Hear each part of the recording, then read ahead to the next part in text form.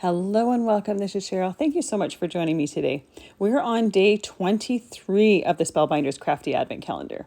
If you haven't been following along, I have a whole playlist going through all of the doors. If you don't want to see it yet, press save because we're going to open it up and I'm going to create something with it.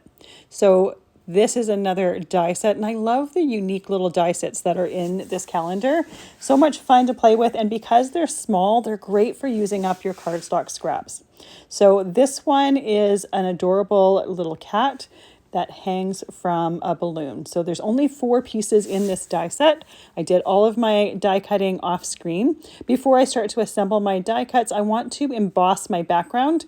I chose to use the Mylar Balloons embossing folder to give a little bit of texture to the background. Now this embossing folder, there's also a coordinating stencil that goes with it if you wanted to add color to the background as well. I wanted to keep my focus on that cat die cut hanging from the balloon, so I thought I would leave it white just so that I wasn't taking focus away from that. I'm going to add a sentiment here. I'm going to use one of the stamps from day 19, and it says happy birthday wishes. I figured that would go well with the balloon theme. So I'm using my Misti stamping tool, and the thing I love about the Misti is that grid on the clear part. It makes it really great for sentiment stamps to make sure that they're nice and straight.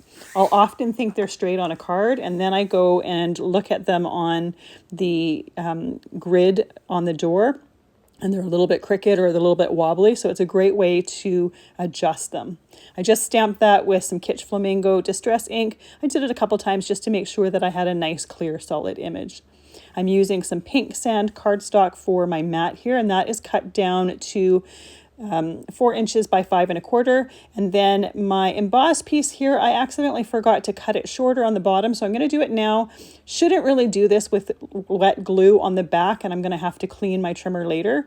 But my daughter was standing there wanting to leave, and I had to go do some errands, so I was wanting to get this done before taking her, because I wanted to put something on those balloons and I needed to give it some time to dry, and it might as well dry while I'm out and about rather than waiting impatiently for it to dry. So I trimmed that down, glued it to my card background. I'm using some liquid glue here. I love using liquid glue because it gives me some wiggle time and some shimmy time, and it's perfect for tiny die cuts as well as large ones.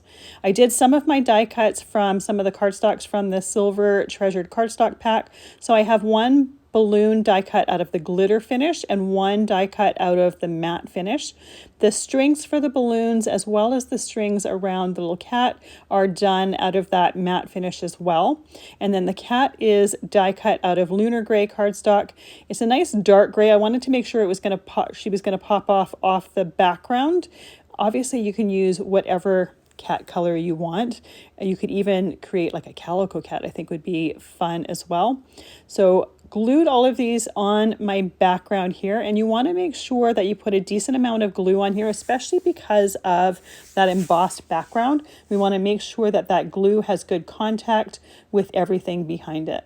So once that has sat and the glue has started to settle, I'm taking some Glossy Accents and I'm just going to put it on the pink balloon. There's enough metallic and different finish on the glitter as well as the silver. So I'm just putting it on the pink one, and I also put a little bit on the cat's nose. So I'm going to let that dry while I'm out and about. And here is the finished result. A very, very simple card. It went together very, very quickly. And other than the card base and the mats, the rest of it was done with cardstock scraps. So again, a great way to use up some of those cardstock scraps. And obviously you can do it in many different color palettes and get creative with it. I think she looks absolutely adorable. And you could even add more balloons than just the 3 that I had on there. Thank you so much for joining me today.